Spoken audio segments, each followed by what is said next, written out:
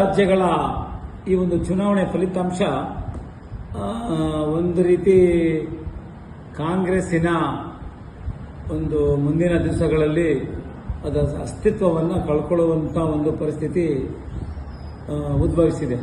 ಆ ರೀತಿ ಫಲಿತಾಂಶಗಳು ಬಂದಿದೆ. ಒಂದು ಕಾಲದಲ್ಲಿ ವೆಸ್ಟ್ ಬೆಂಗಾಲ್ ಇರ್ಬೋದು, ಇನ್ನಿತರ ರಾಜ್ಯಗಳಿರ್ಬೋದು, ಪಾಂಡಿಚೇರಿ ಇರ್ಬೋದು, ತಮಿಳುನಾಡು ಇರ್ಬೋದು, ಎಲ್ಲ ಕಡೆ ಕಾಂಗ್ರೆಸ್ ಒಂದು ಕಾಲದಲ್ಲಿ ಆಡಳಿತ ನಡೆಸಿದಂಥ ಒಂದು ರಾಜಕೀಯ ಪಕ್ಷ. ಇವತ್ತು ವೆಸ್ಟ್ ಬೆಂಗಾಲ್, ಪಾಂಡಿಚೇರಿ, ಅಸ್ಸಾಂ ನಾವು ನಿರೀಕ್ಷೆ ಮಾಡಿದ್ವಿ. ಬಟ್ ವೆಸ್ಟ್ ಬೆಂಗಾಲಲ್ಲಿ ನಿರೀಕ್ಷೆಗಿಂತ ಮೀರಿ ನಾವು ಅಂದರೆ ಬಿಜೆಪಿಯವರು ಜಯಬೇರಿನ ಬಾರಿಸಿದ್ವಿ. ಯಾಕೆಂದರೆ ಮೋದಿಯವರ ಒಂದು ಪಾಪ್ಯುಲಾರಿಟಿ ಅವ್ರು ಮಾಡ್ತಾ ಇರುವಂಥ ಕೆಲಸಗಳು ದೇಶದ ಹಿತದೃಷ್ಟಿಯಿಂದ, ದೇಶದ ಭದ್ರತೆ ದೃಷ್ಟಿಯಿಂದ ಅವರು ಯಾವ ರೀತಿ ಕೆಲಸ ಮಾಡ್ತಾ ಇದ್ದಾರೆ, ಸಮಯಕ್ಕೆ ತಕ್ಕಂತೆ ಒಳ್ಳೊಳ್ಳೆ ತೀರ್ಮಾನಗಳನ್ನ ತಗೊಂಡು ಅಂತಾರಾಷ್ಟ್ರೀಯ ಮಟ್ಟದಲ್ಲಿ ಎಲ್ಲರೂ ಮೆಚ್ಚುವ ರೀತಿಯಲ್ಲಿ ಕೆಲಸ ಮಾಡ್ತಾ ಇದ್ದಾರೆ. ಅದರ ಪರಿಣಾಮವಾಗಿ ಇವತ್ತು ವೆಸ್ಟ್ ಬೆಂಗಾಲಲ್ಲಿ ಆ ಫಲಿತಾಂಶ ಬಂದಿದೆ. ಸರ್, ಈಗ ವೆಸ್ಟ್ ಬೆಂಗಾಲಲ್ಲಿ ನಿಮ್ಮ ಪಕ್ಷ ಬಂತು, ಕರ್ನಾಟಕದಲ್ಲಿ ಬೈ ಎಲೆಕ್ಷನ್ ಇದರಲ್ಲಿ ಯಾಕೆ ಸರ್ ಅದು ತಗೊಳಕ್ಕಾಗಿಲ್ಲ? ನೋಡ್ರಿ, ಬೈ ಎಲೆಕ್ಷನ್ ನೀವು ಕೆಲಸ ಮಾಡಿದ್ರೆ ಜನ ಓಟ್ ಕೊಡ್ತಾ ಇದ್ರು. ನೀವು ಕೆಲಸ ಮಾಡಿಲ್ಲ ಅಂತ ತಾನೇ ಇಡೀ ಸರ್ಕಾರ ಹೋಗಿ ಕೂತ್ಕೊಳ್ತು. ಎರಡು ಕ್ಷೇತ್ರದಲ್ಲೂ ಕೂಡ ಅಲ್ಲೂ ಸರ್ಕಾರ, ಇಲ್ಲೂ ಸರ್ಕಾರ, ದಾವಣಗೆರೆಯಲ್ಲಿ, ಬಾಗಲಕೋಟೆಯಲ್ಲಿ. ಬಟ್ ನೀವೇ ಆಗ್ಬೇಕಾ ಇಡೀ ಸರ್ಕಾರ ಹೋಗಿ ಅವ್ರು ಗೆಲ್ಸ್ಕೊಳ್ಳೋಕ್ಕೆ? ಏನಂತ ಗೆಲುವಲ್ಲ ಬಿಡಿ. ಜನರ ಪ್ರಕಾರ ಅದು ಗೆದ್ದಿದೆ ಅಂತ ಆದರೆ, ನಿಜ ಹೇಳಬೇಕು ಅಂತಂದರೆ ಇಡೀ ಸರ್ಕಾರ ಹೋಗಲ್ಲಿ ಕೂತ್ಕೊಂಡು 15 ದಿವಸ ಸರ್ಕಾರನೇ ನಡೀಲಿಲ್ಲ. ರಾಜ್ಯದ ಜನರಿಗೆ ಆಗು ಹೋಗಳ ಬಗ್ಗೆ ಏನಾಗ್ತಾ ಇದೆ, ಏನು ಎಂತು, ಒಬ್ಬ ಮುಖ್ಯಮಂತ್ರಿಗಳು ಹೆಡ್ ಕ್ವಾರ್ಟರ್ಸ್ ಅಲ್ಲಿ ಇದ್ದು ಸರ್ಕಾರ ನಡೆಸಬೇಕೇ ವಿನ ಅಲ್ಲಲ್ಲೇ ಹೋಗಿ ಅಲ್ಲೇ ಜಾಂಡ ಊರೋದು, ಅಲ್ಲೇ ಕೆಲಸ ಮಾಡ್ತೀನಿ ಅನ್ನೋದು ಇದು ಸರಿ ಇಲ್ಲ ಅಂತ ನನ್ನ ಒಂದು ಭಾವನೆ. ಇಡೀ ಸರ್ಕಾರನೇ ತಗೊಂಡೋಗ್ಬಿಟ್ಟು ಇವರಿಬ್ಬರು ಗೆಲ್ಸ್ಕೊಳ್ಳೋದೇನು ದೊಡ್ಡ ಸಾಧನೆ ಅಲ್ಲ ಬಿಡಿ.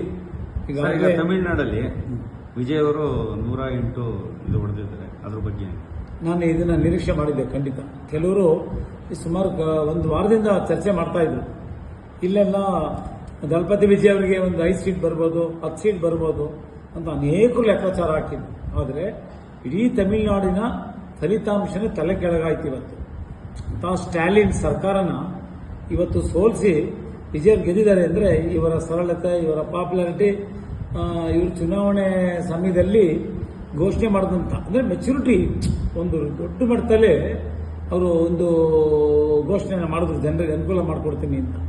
ಸರ್, ಸಿನಿಮಾದಲ್ಲಿ ನಾಯಕ ನಟನಾಗಿ ಅವನು ಅಷ್ಟೊಂದು ಗೆದ್ದಿದ್ದಾರೆ ಅವರು. ಮೈಸೂರಿನಲ್ಲಿ ನೀವು ನಾಯಕ ನಟನಾಗಿ ಎಲೆಕ್ಷನ್ ಪಾರ್ಟಿಸಿಪೇಟ್ ಮಾಡಿ ನಿಮ್ಮನ್ನ ಜನ ಇಲ್ಲಿ ತಗೋಬೋದಾ? ವಿಜಯ್ ಅವರು ಚಲನಚಿತ್ರ ಕ್ಷೇತ್ರದಿಂದ ರಾಜಕೀಯಕ್ಕೆ ಬಂದು ಅವರು ಗೆದ್ದು ಜಯಬೇರಿ ಮಾಡಿದ್ದಾರೆ. ಬಟ್ ಅನ್ಎಕ್ಸ್ಪೆಕ್ಟೆಡ್ ರಿಸಲ್ಟ್ ಅದು, ಮತ್ತೆ ದೊಡ್ಡ ಸಾಧನೆ, ಅದು ಬಹಳ ದೊಡ್ಡ ಸಾಧನೆ ವಿಜಯ್ ಅವ್ರದ್ದು.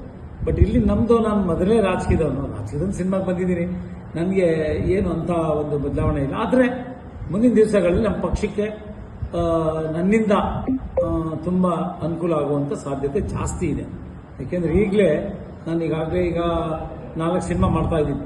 ಭಗೀರಥ ಗೆದ್ದಂಥ ಒಂದು ಹಿನ್ನೆಲೆಯಲ್ಲಿ ತುಂಬ ನಿರ್ಮಾಪಕರು, ನಿರ್ದೇಶಕರು ಬಂದು ಸಿನಿಮಾ ಮಾಡ್ತೀನಿ ಅಂತ ಬಂದಿದ್ದಾರೆ.